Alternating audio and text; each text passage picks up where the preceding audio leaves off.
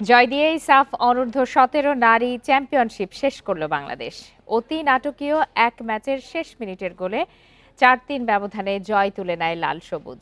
৬ ম্যাচে ১৫ পয়েন্ট নিয়ে চ্যাম্পিয়ন ভারত আর ১৩ পয়েন্ট নিয়ে বাংলাদেশ রানার্স আপ। এদিন আসলে দ্রুততম গোল করে বাংলাদেশ। খেলার মাত্র ৩০ সেকেন্ডে মামুনি চাকমার গোলে লিড নেয় লাল সবুজ, কিন্তু ৮ মিনিটেই গোল ফিরিয়ে দেয় ভারত। ৩৩ মিনিটে আলপির গোলে ২-১ ব্যবধানে প্রথমার্ধ শেষ করে বাংলাদেশ। এরপর ৪৮ মিনিটে সুরভির লিড ৩-১ গোলের। এরপর ৬৫ মিনিট আর ৮৮ মিনিটের ২ গোলে সমতা নিয়ে আসে ভারত, কিন্তু নাটকের তখনও বাকি। ইনজুরি সময় ছিল ৫ মিনিট, তার শেষ মিনিটে আত্মঘাতী গোল হজম করে ভারত। ৪-৩ গোলের জয় বাংলাদেশের। সবশেষ ম্যাচে ভুটানের বিপক্ষে অপ্রত্যাশিত ড্র না করলে চ্যাম্পিয়নই হতে পারত Bangladesh.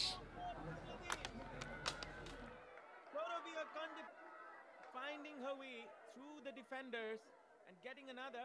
And this is a India. There, red. The cross put inside a header.